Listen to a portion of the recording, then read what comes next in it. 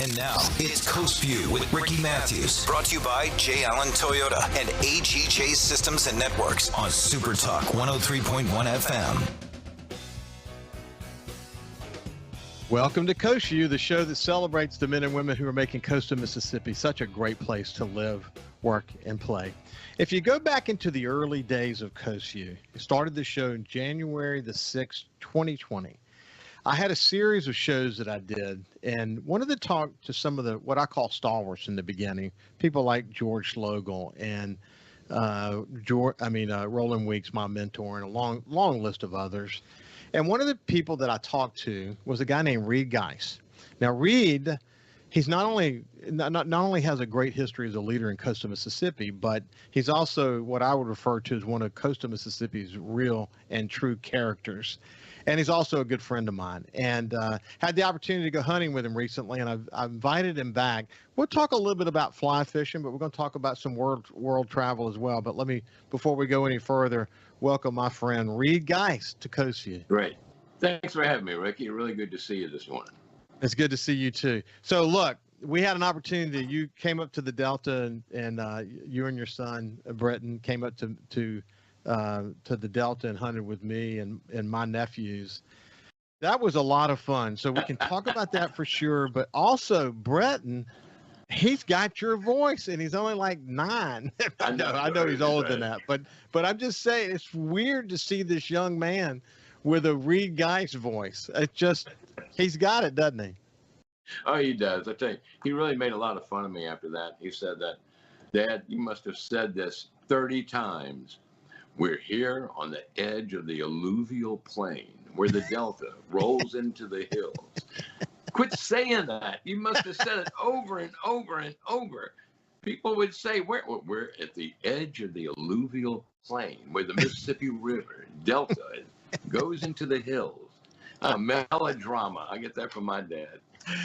Well, look, but okay, but let's take Bretton aside, because he's probably just aggravated with you repeating it. But the point that you were making is, wow, what a special spot. I mean, that when you can spend part of your time up in the hills and part of your time in the Delta, where all that comes together, it's really a historic place in Mississippi, not just Mississippi's history, the United States history. Yeah, and you get that, magic. Don't you?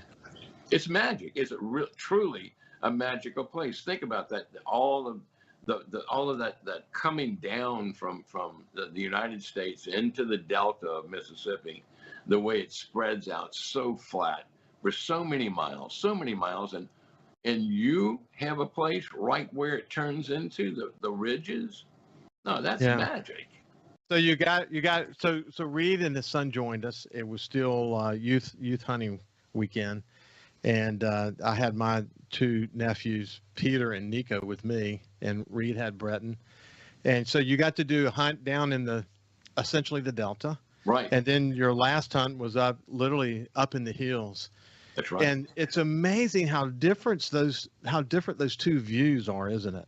Oh, it's incredible. When you come over that hill and you're looking over the entire Mississippi Delta from the top of that hill. You can see forever. I know. It grabs you. So it didn't bother me that you kept talking about the alluvial plain. But I can dictionaries on alluvial. Bretton's a serious kid, but I had the opportunity to spend some time in the woods with Bretton, and it was a lot of fun. He's a fun kid to be with. And literally, I mean, you think about it, he has literally been all over the world in his young life, hasn't he? Yeah, he really has, Ricky. It's my wife and I really love to travel, and he's been to some pretty exotic places. Just give the listeners just a peek inside what your world travels look like. Okay, well, he's been to Europe, of course. He's been to Italy. He's been to Greece and to the Greek islands, but we've gone to Morocco. I mean, talk about a foreign place. Been to Morocco, Vietnam, been to Cambodia, India, and probably the most special place, Bhutan. Bhutan is a country where they, up until the 70s, they didn't allow visitors in there at all. And so to be able to go into that country and visit it, it's a place where it's just time stopped there. Everyone actually wears their native clothes every day. They wear the clothes. It didn't just something ceremonial. And they're very serious people. You know, they measure the success of their nation by the happiness quotient, the gross national happiness. They go throughout the country and talk to people and check on how they feel about things. I saw a picture recently you guys posted. You were in Greece. I think I saw from where you were staying, you could see the Parthenon. Is that what, did I read that correctly? Amazing. It's incredible. Yeah. And during that time, we went during COVID, so there's not very many people there at all. So it's almost as if we had the entire history of Greece all to ourselves. You could look down and see the Theater Dionysus. Imagine the plays that took place down there. Yeah.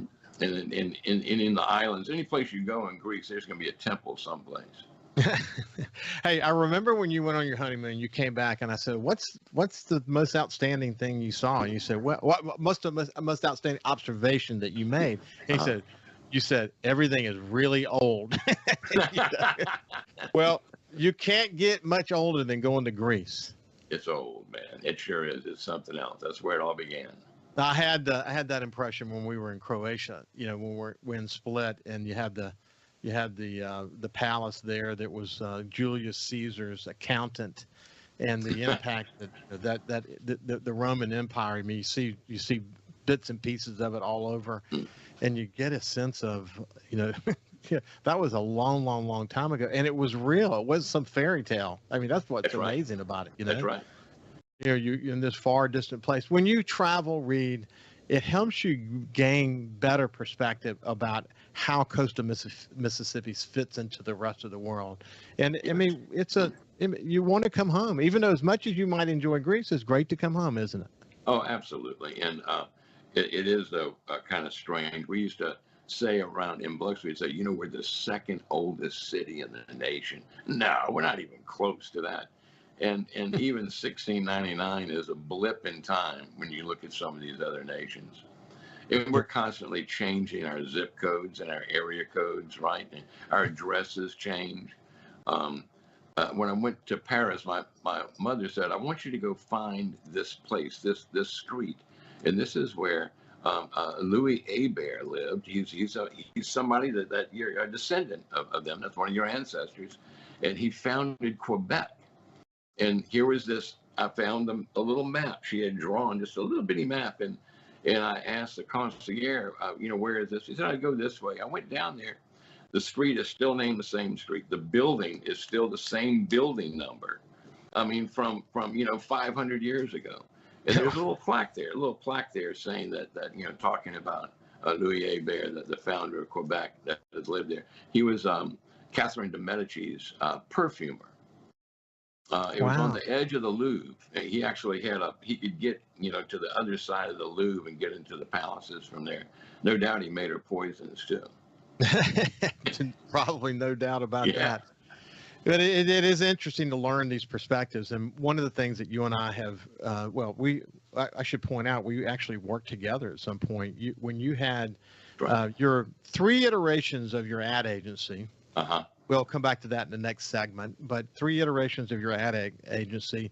Through each iteration, you were the agency of record most of that time for the Sun Herald. And I worked my way up to marketing director at some point. I obviously became the publisher at one point, and you and I spent a lot of time together in that regard. And then then when Hurricane Katrina hit, you and Ted Riemann were the agency of record for the Governor's Commission and worked very closely there.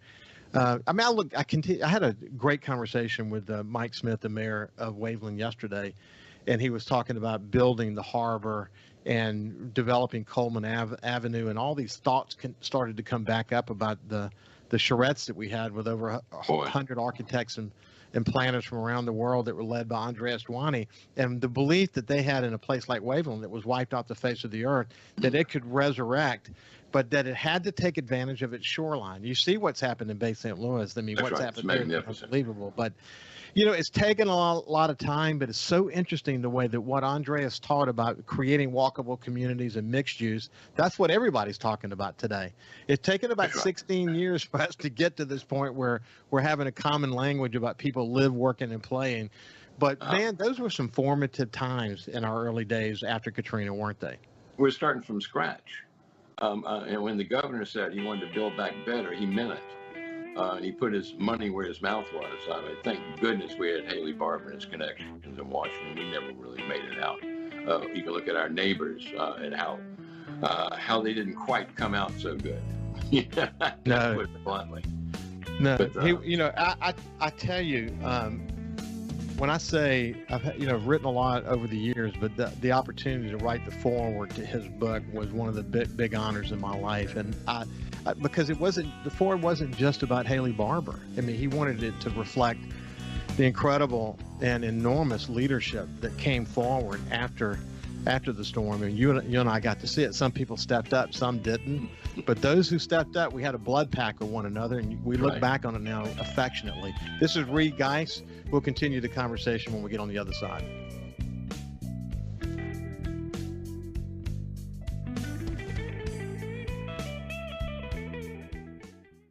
It's 2021 and J. Allen Toyota still has a lifetime warranty on all new Toyotas. They all come with Toyota Care. We've got a great rental department. We've got great used cars. We've got a parts and service department ready to help you. So when you think Toyota, think J. Allen Toyota.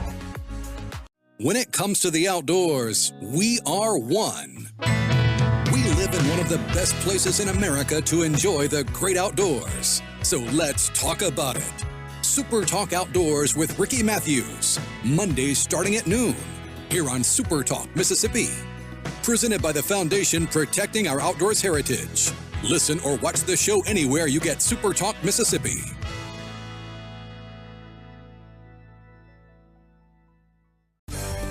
If Alexa's part of your life, you've got one more way to access SuperTalk. SuperTalk Mississippi is now available on Amazon Alexa devices. Once enabled, just say, Alexa, play SuperTalk Mississippi at any time and start listening.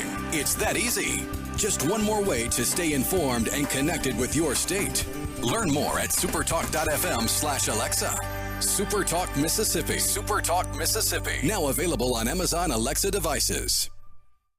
When COVID started, Gulf Coast Business Furniture and Supply began stocking hard-to-find PPE items. When Amazon and other mega internet companies were out of stock or inflating prices, Gulf Coast Business Furniture and Supply was providing local schools and businesses vital PPE supplies at fair prices. When your office needs PPE supplies, office furniture, or products to keep your business operating, consider Gulf Coast Business Furniture and Supply. We sell that too. Buy local. SuperTalk Mississippi. From outer space, visitors from another world. We've had contact with bug-eyed monsters. This is actually a flying saucer. Flying saucer? I'm from another planet. Where late nights are kind of weird. Well, they must have a reason for their visit. The unexplained, the weird, and the downright creepy. Coast to Coast AM with George Norrie. Late nights. SuperTalk Mississippi. Feeling down? Here's your prescription for a daily dose of good news and positive vibes. Good Things with Rebecca Turner. Every afternoon, Rebecca highlights all the good things happening right here in the state you call home. Daily exposure to Good Things with Rebecca Turner may cause smiling, feelings of positivity, happiness, and even laughter. When you experience these symptoms, tell your friends to listen. Okay. Weekdays starting at 2 p.m. here on SuperTalk Mississippi and now on Amazon Alexa devices. Hey, guess what? Bob is back, now at 106.3, playing the 80s, 90s, and whatever. I get knocked down, but I get up again. Check us out, the new Bob 106.3. Talking to the people that help make the coast such a unique place to live. This is Coast Vue with Ricky Mathews on SuperTalk Mississippi Gulf Coast 103.1. Welcome back to Coast View. have Reed Guice, who was in the ad agency business. I think he still does a lot of consulting in that domain even today. He has the real benefit of being sort of quasi-retired or maybe mostly retired. World traveler, big-time fly fisherman. We'll get into some of that in just a second. But, we mentioned Breton just a few minutes ago, named after Breton Island, just a few minutes ago. But your son, Wade, has become an absolute unbelievable furniture artist. Oh, well, tell us about him. Yeah, he's gifted. Yeah, he really is. And this must have come from my father because I have never really been a woodworker. He worked with his sister in California in the television production, film production business. But he went his own way and started working with woods. And what he's creating, this custom furniture that he's creating, it's beyond compare. I mean, it's world class. He has wonderful ideas. He just loves working with that wood. Uses a lot of hand tools, non-powered tools, planes and things of that nature. Really proud of him. He's made a pretty darn good career out of it, hasn't he? Yes, yeah. He makes a good living out of that little shop. He sure does. And he ships things all over the nation. Yeah. He's got trucks pulling up all the time, carrying his stuff all over. Okay, so your daughter, Angela, and I have had a Coast Vue session together. Okay. She's out in California. And first of all, before the pandemic, she was doing amazing things, music videos, commercials, all kinds of stuff. Her production company, she married a really super talented, creative guy. The two of them together have been a force to be reckoned with. But during the pandemic, and this is what was so cool about the conversation we had, obviously she loves Biloxi. That will forever be sort of, her center. But what she's done out in LA has been incredible. But during the pandemic, they have used technology and they've revolutionized their company in a way that through use of remote production and other things. It's introduced her to other people. She continues to evolve. Angela, where is she headed, Reed? She's doing so unbelievably well. It's amazing. They took advantage the pandemic was tough. It shut down all production. All live production was shut down. And her husband, Mikhail, came up with an idea. He said, we're going to put together a remote package that we can send any place. And we'll get a local grip to go down to their place, gloves and mask, and set it up. And that's what they did. They set this camera up with a light kit, and they were able to control the camera and direct from their place in Los Angeles.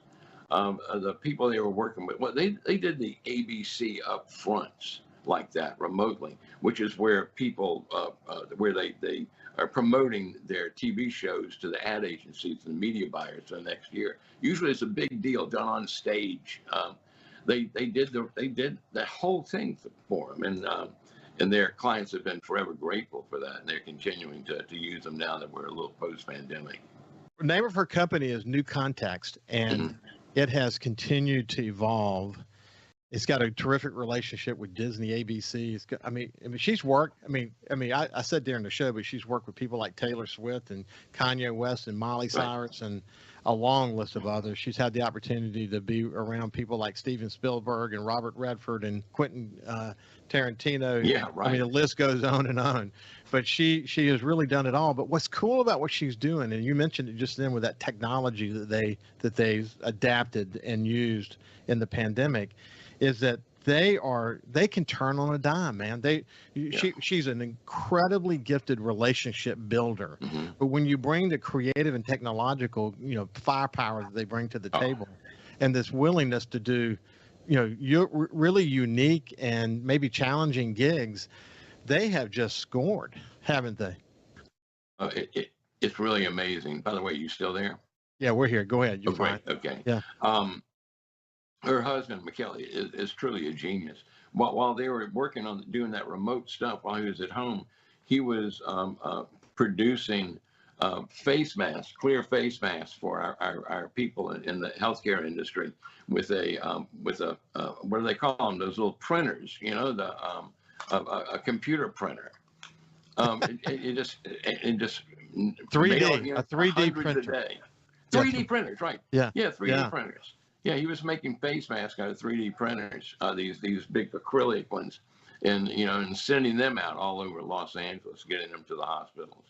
And it's incredible, isn't it? Yeah, it really is. is. So you sit there, a proud father, and you watch your kids evolve, and it's exciting to see that. I feel the same way about my family. Looking back at your parents, as we discussed the last time we were together, they were famous. I mean, come on now. Yeah. I mean, your father and mother were critical in the civil defense, or excuse me, as it related to protection. And coastal Mississippi, particularly around Hurricane Camille and the storms that follow that, you still hear their name pop up all the time, don't you? That's right. Yeah, and Dad, of course, he was like living with Elvis. He was so famous. Any place he went, if somebody knew him.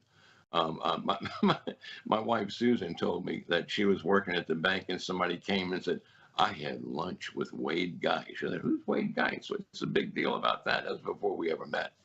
But he never met a stranger. He was so good with the media because he never blew anything out of proportion. He was deadly serious about everything. People would say if he came on TV and there's a hurricane in the Gulf and he was wearing a shirt and his tie was undone and he was smoking a pipe, well, then everything was going to be fine. But if he came on TV and he was wearing a white jumpsuit and had a cigar in the corner of his mouth, he need to run for the hills. I always loved that story. I love that story. One of the things that I enjoyed about our time together when I was at the Sun Herald is that we had what we called kind of the International Lunch Club. And we would go enjoy some Vietnamese food together and just try different kinds of stuff. And we would always, spend our lunches talking about authors, from Faulkner to Hemingway. You turned me on. I had read a little Hemingway, but you gave me my own copy of the short stories, which I read greatly. And then along the way, as I pointed out the last time we visited here on Coast Vue, I shared Ernest Hemingway with my son Justin. And he has literally read everything that he's written, and he's living the life. He's living the Hemingway life, isn't he? Well, he's enjoyed. I tell you what, he's really enjoyed.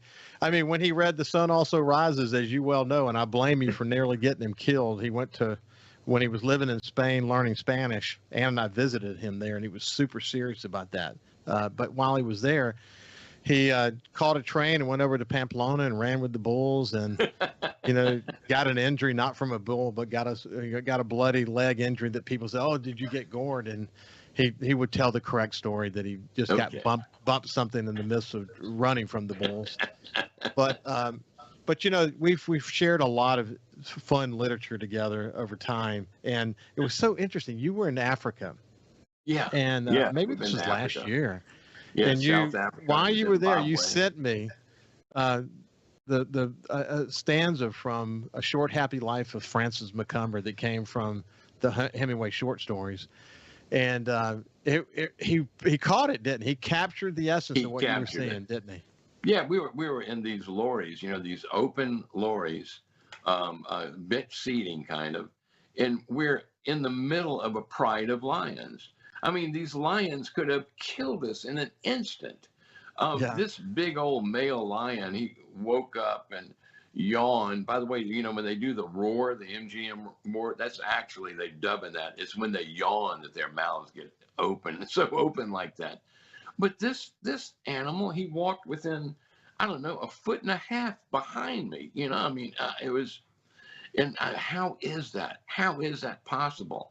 But you look at Hemingway, The Short Happy Life of Francis McCumber, he's speaking like from the lion's perspective.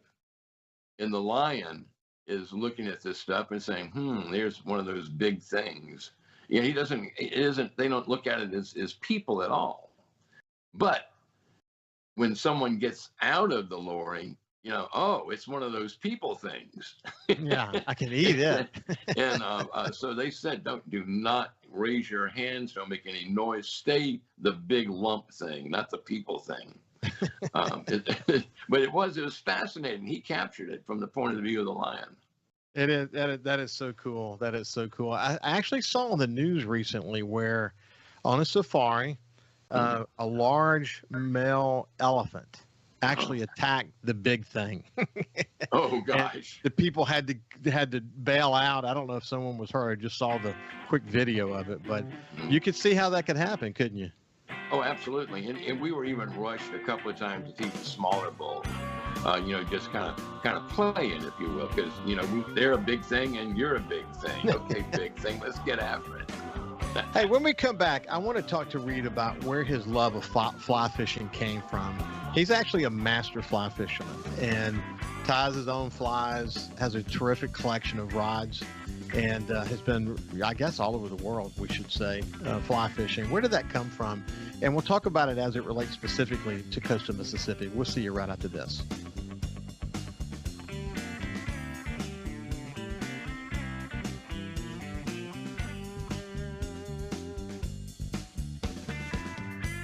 Listen live or on demand and watch episodes of Coast Vue on your laptop, desktop, or on your phone or tablet by going to supertalkmsgulfcoast.com. When it comes to the outdoors, we are one. We live in one of the best places in America to enjoy the great outdoors. So let's talk about it. Super Talk Outdoors with Ricky Mathews. Mondays starting at noon. Here on Super Talk Mississippi. Presented by the Foundation Protecting Our Outdoors Heritage. Listen or watch the show anywhere you get Super Talk Mississippi.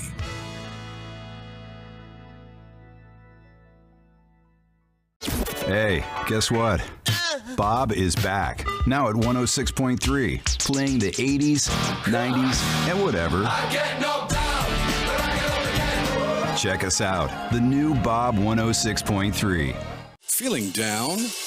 Here's your prescription for a daily dose of good news and positive vibes. Good Things with Rebecca Turner. Every afternoon, Rebecca highlights all the good things happening right here in the state you call home. Daily exposure to Good Things with Rebecca Turner may cause smiling, feelings of positivity, happiness, and even laughter. When you experience these symptoms, tell your friends to listen. Okay. Weekdays starting at 2 p.m. here on Super Talk Mississippi and now on Amazon Alexa devices. Hey, South Mississippi, the future has arrived. It's 2021, and at J. Allen Toyota, we're here to serve you. Want to let you know that we have Allen's lifetime warranty on every new Toyota we sell. That also comes with Toyota Care. That's 2 years and 25,000 miles of complimentary maintenance. We have a great rental department. Our service department's ready to take care of your current vehicle. We're rolling out J. Allen certified pre-owned for 2021. You got to come to I-10 exit 38 right here in Gulfport. You're going to love what we have to offer. When you think Toyota, think Allen Toyota. Get the scoop on what happened in college football and what to expect in the NFL. Each Sunday on Sports Sunday with Michael Borky. Get the story behind the stats, 8 to 10 a.m. on SuperTalk Mississippi, supertalk.fm, and watch the show on supertalk.tv. SuperTalk Mississippi. We're more than just words. This is where the story of your state is told. Proud to cover the Magnolia State like nobody else. SuperTalk Mississippi. When COVID started, Gulf Coast Business Furniture and Supply began stocking very hard-to-find PPE items to make our community a safer place. When Amazon and other mega internet companies were out of stock or inflating prices, Gulf Coast Business Furniture and Supply was providing local schools and businesses vital PPE supplies at fair prices. They were even sending thousands of dollars of PPE supplies free to local schools in need with help from other local business leaders. The next time your office needs PPE supplies, office furniture, or products to keep your business operating, consider a local company that supports your ball teams, cheerleaders, and area homeless. Consider Gulf Coast Business Furniture and Supply, the local guys that keep your prices fair, your service and selection excellent, and your health our business. Gulf Coast Business Furniture and Supply. We sell that too. Buy local. Hey, I'm Steve Azar, and you never know who or what you'll hear when I spend a Mississippi Minute with my friends. Talking to Paul Thorne, Mississippi true treasure, really incredible recording artist, singer, songwriter, has been doing it a long time, doing it the right way. It's almost like a Forrest Gump thing because, I was a boxer / I worked in a furniture factory. Slash, I had a gig 2 nights a week playing my acoustic guitar in a pizza restaurant. Slash, I was in the National Guard. And, Wow. All this stuff was going on at the same time. Slash, I had a writing contract with Rick Hall in Fame. In a Mississippi Minute. Be sure to check out In a Mississippi Minute with me, Steve Azar, right here on SuperTalk Mississippi, the SuperTalk Mississippi app, and now available on iTunes, Google Play, and Stitcher. For something new and unique in talk radio, take a listen to The Ben Shapiro Show. Every day, we're driving the debate in America with the fastest moving, hardest hitting, most comprehensive, fact-based commentary on the radio. We don't hold back. We never shy away from telling you the truth. Our show is a meeting place of ideas. We have the most important guests and the biggest thinkers in America. Weeknights at 9 For something new and unique in talk radio, take a listen to The Ben Shapiro Show on Super Talk Mississippi. Super Talk Mississippi. Just seems to me people have so much invested in not telling the truth. When you want the truth. Simply because it might hurt some feelings. And nothing but the truth. Lose some subscribers. You want the Gallo Radio Show. I just think in this audience, you still believe that if you tell the truth, you come out ahead. The Gallo Radio Show. And if you tell yourself otherwise, you're lying to yourself. Mornings on Super Talk Mississippi. Hey, guess what? Bob is back. Now at 106.3, playing the 80s, 90s, and whatever. I get knocked down, but I get up again. Check us out. The new Bob 106.3. And now, it's Coast View with Ricky Mathews. Brought to you by J. Allen Toyota and AGJ Systems and Networks on Super Talk 103.1 FM. Welcome back to Coast View. I'm having a catch-up conversation with my friend Reed Guice. Reed, with his wife, co-founded Guice & Guice Advertising Agency in 1976. And then along the way, unfortunately, she passed away, but along the way, Godwin Group bought it in 1998. Reed worked with them for a while as president of the Godwin division. And then along the way, he decided to form his own agency again called the Guice Agency. He did that in 2003. And over the years, it's kind of waned a bit. He's still got 2 or 3 customers that he works with from time to time, or actually on an ongoing basis, and just kind of enjoying life. One of the things he enjoys doing is fly fishing. And Reed, where did that love of fly fishing come from?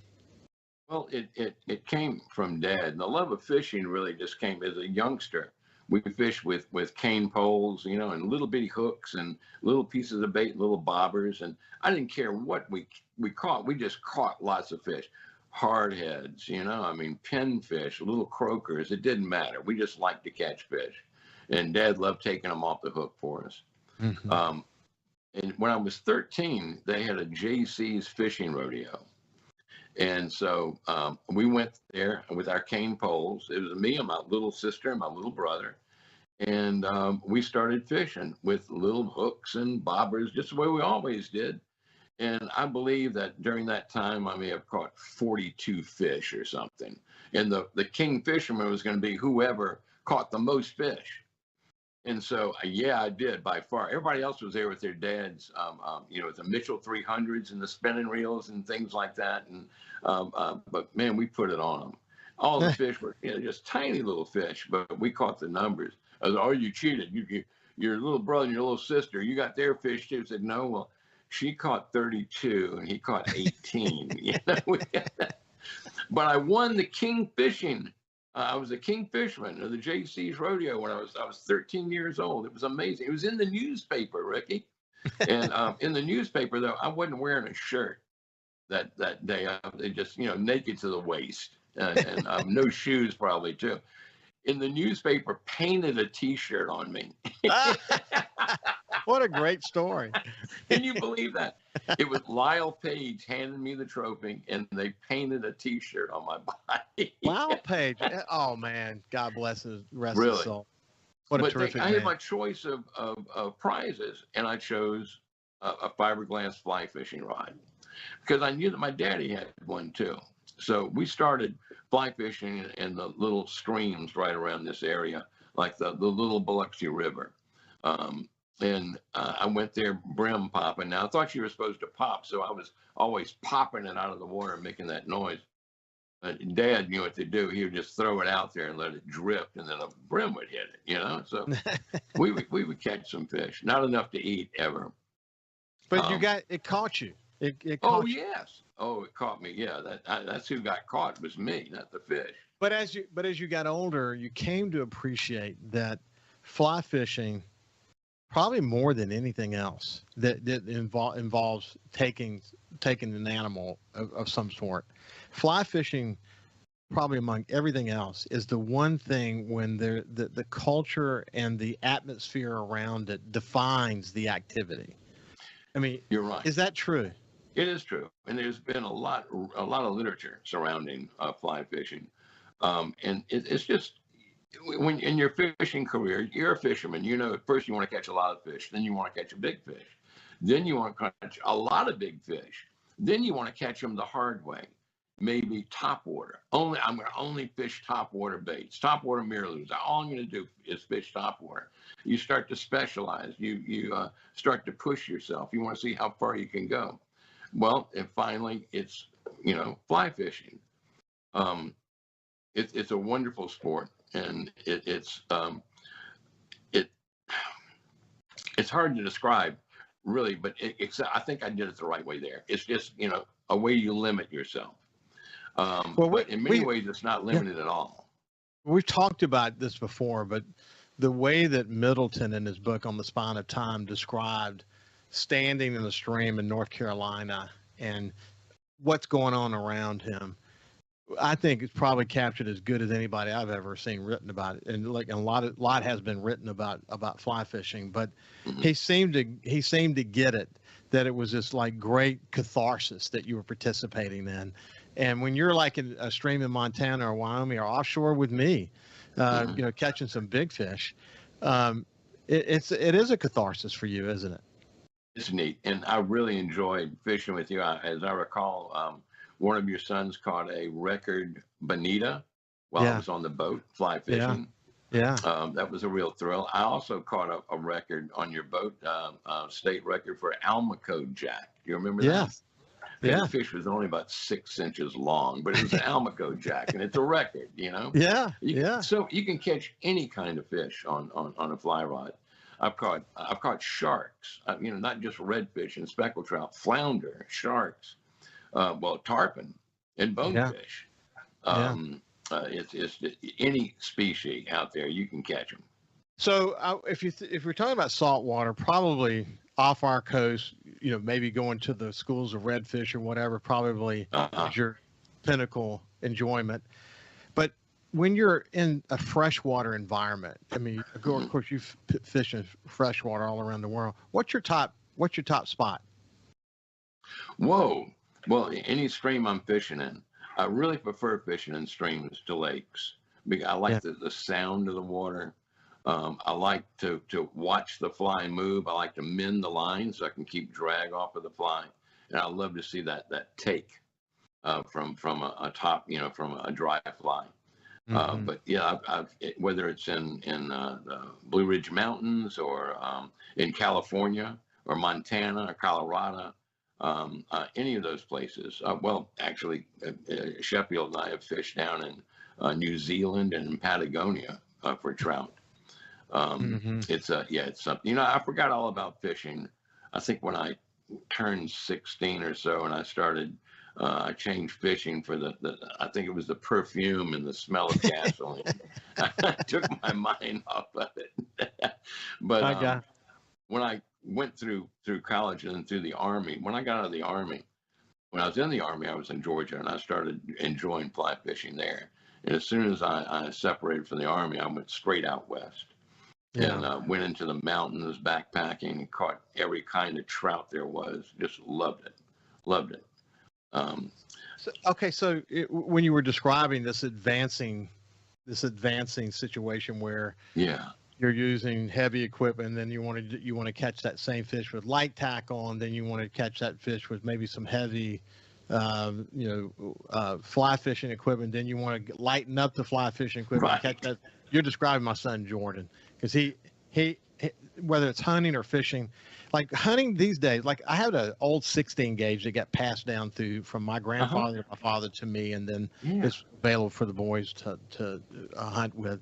And Jordan's kind of dream now. He wants to shoot a buck with a 16 gauge shot, with that 16 gauge shotgun. And last year he had one. He had one perfectly, the whole setup. He had a suit on and everything, sitting on the ground, 10 yards. And just as he started to put the gun up, a doe who had kind of moved into sight where he was, saw him, and one little squeal, and you know what happened after that. Oh, yeah, right. He's pretty determined to do that. But it's all about experiencing the outdoors from every perspective. Mm-hmm. But fly fishing is one of the key ones for sure. What made you decide to become sort of a master along the way? Well, you want to challenge yourself, like I was saying. And when I first started fly fishing, I really was using brute force to try to achieve what I was trying to achieve. I finally learned casting by reading some books and watching some videos. The thing you have to remember is that you're not casting a fly, you're casting a line. And the fly goes along for the ride. Because you may hear somebody, boy, I bet if you had a heavy fly on the end of that, you could get it. No. Yeah, the line carries the fly, it carries it. And you need to learn to cast a tight loop so that line doesn't have energy. It doesn't expend energy. Anyhow, when you get the loop down, you got it. Yeah, it just lays it down. All sorts of other problems that can come along. And so that's why I studied. I became a certified casting instructor, so I can help others with their casting. I'm real good at spotting casting flaws and giving people instructions on how to solve those flaws. There's a lot of satisfaction in that as well.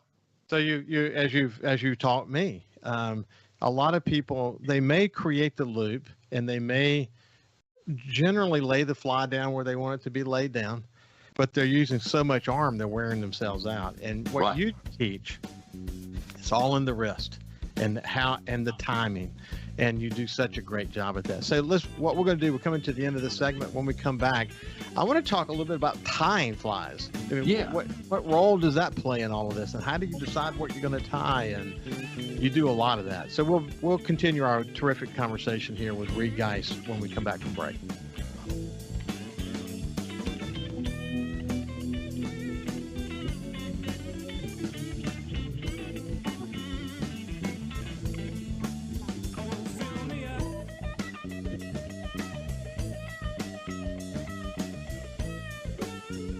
You can also listen live to SuperTalk Mississippi Gulf Coast 103.1 on your Amazon Alexa devices. Once you've enabled the skill, just say, Alexa, open SuperTalk Mississippi Gulf Coast. Hey, guess what? Bob is back, now at 106.3, playing the 80s, 90s, and whatever. I get knocked out, but I get up again. Check us out, the new Bob 106.3. Hey, South Mississippi, it's Jay Allen at Jay Allen Toyota, and I got something new for you for 2021. It's the Jay Allen Certified Collection. What that means is we selected our very best inventory with under 75,000 miles, and they're 6 years old or newer. That comes with a multi-point inspection, a 10-year, 100,000-mile warranty, and a 3-day buyback guarantee. So come check out the Jay Allen Certified Pre-Owned Collection right here, I-10 exit 38 in Gulfport, or on allentoyota.com. When COVID started, Gulf Coast Business Furniture and Supply began stocking hard-to-find PPE items. When Amazon and other mega internet companies were out of stock or inflating prices, Gulf Coast Business Furniture and Supply was providing local schools and businesses vital PPE supplies at fair prices. When your office needs PPE supplies, office furniture, or products to keep your business operating, consider Gulf Coast Business Furniture and Supply. We sell that too. Buy local. SuperTalk Mississippi, your new home for the Ben Shapiro Show. We don't hold back. We never shy away from telling you the truth. The most electrifying national talk show on air today. We have the most important guests and the biggest thinkers in America. Ben Shapiro, brutally breaking down the issues of the day. From politics to pop culture, we take a look at all of it. So don't miss out. Weeknights at 9. For something new and unique in talk radio, take a listen to The Ben Shapiro Show. On SuperTalk Mississippi.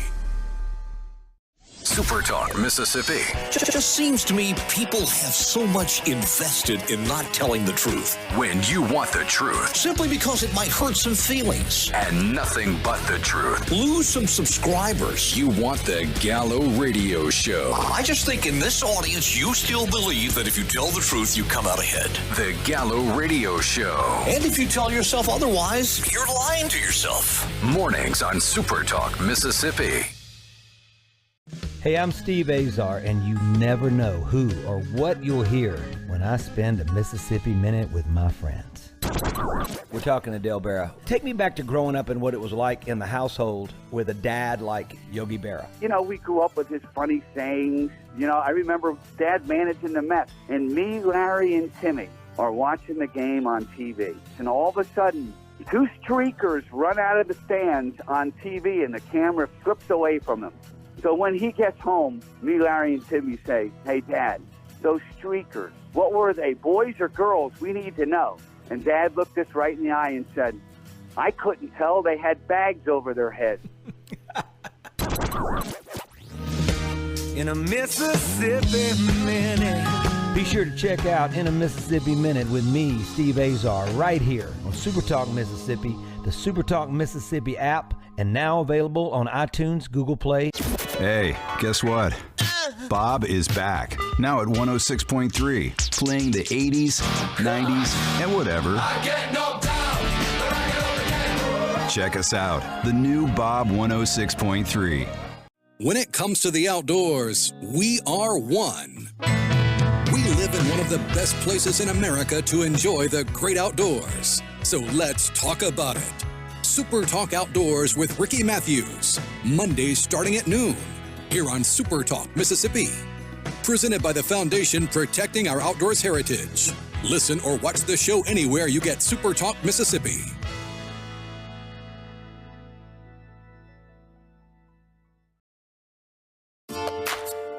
Talking to the people that help make the coast such a unique place to live.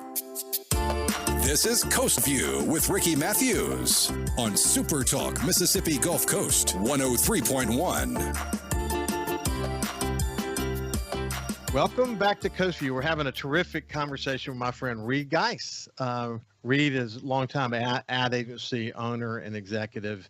He's made contributions in so many different ways in coastal Mississippi over a lot of years, and he's been a longtime friend of mine.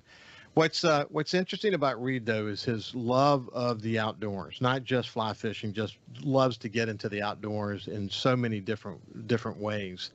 But as it relates to fly fishing is a great way to take in coastal Mississippi, isn't it, Reed? There's so many opportunities here to. So if you were going to give advice to someone who said, you know what, I want to get into that, what would you advise them? I tell you what I would tell them to do is to go online and look up horsefly, HOSSFLY, horsefly, HOSSFLY. Did I say that right? Yes. Horsefly. And this is the Historic Ocean Springs Fly Fishing Club. You can join this club. It's a little expensive. I think it may be $15 a year. But these men and women, they fly fish. They're fly fishing instruction. It's a great bunch of people. You can start there is the place to start. Yeah. You don't have to have really expensive equipment to get started. You do. In fact, if I was buying equipment, though, I would make sure that I spent the most attention on my fly line. The reels and the rods aren't quite as important as the fly line. Mm-hmm. That's a place, and you might be able to buy a rod for $175. You might be able to get a reel for less than $100. Buy that $100 line, though, because the line is a whole, like I told you, the fly is going with the line, your casting line. We were talking a little bit, when we were hunting up there, your nephews took some deer, And I asked for the tails, and I've actually tied some flies for them from the tails that we took from those deer. Yeah. And I want to get them to you so you can give them to them. Well, that is super special, man. Bucktail, that's a pretty sought after item for tying flies, isn't it? Oh yeah, it's a bedrock. I mean, it's everywhere. So my flies that I prefer, the Clouser minnow, and it's strictly a bucktail fly. Sometimes same color, sometimes two colors, but essentially it's a bucktail with eyes, with some lead eyes. Mm-hmm. The Lefty's Deceiver is feathers, hackles, but also surrounded by bucktail. Mm-hmm. You use it for everything. You can also take buckskin and actually have flies that you can spin the flies, and they get into big clumps, and you can cut them with razor blades to make floating flies, or make them square, round, however you want them. Yeah. Deer hair is important.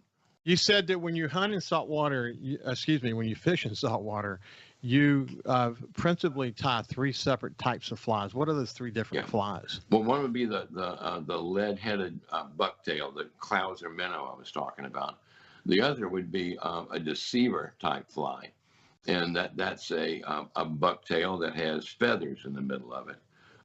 The next one would be a tarpon style fly.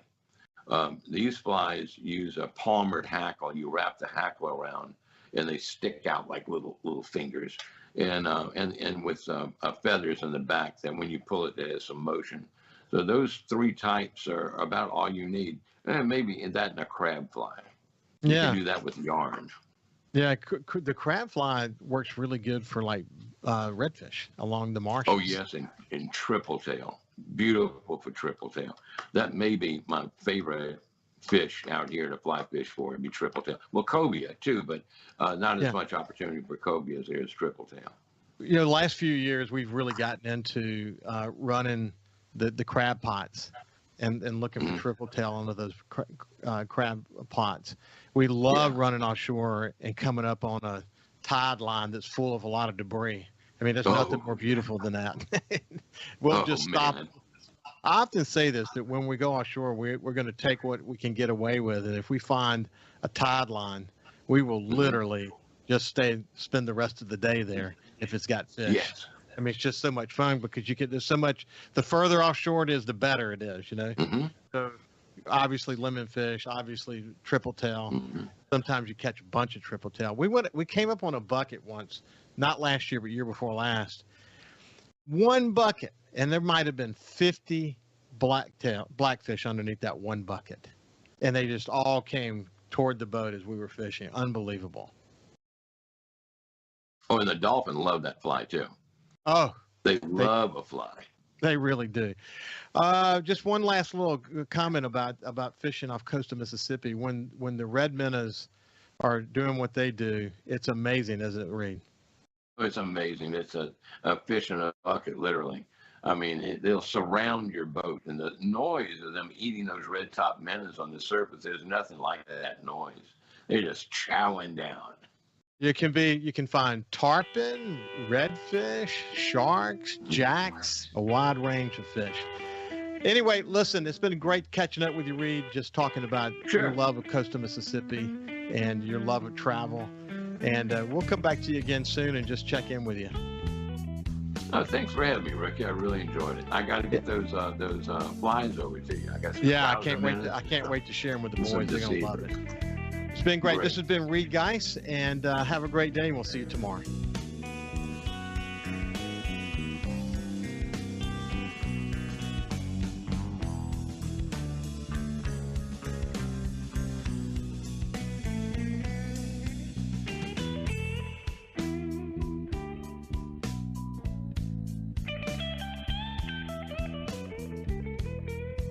Follow SuperTalk Mississippi Gulf Coast 103.1 on Facebook. Facebook.com/SuperTalk MS Coast 103.1.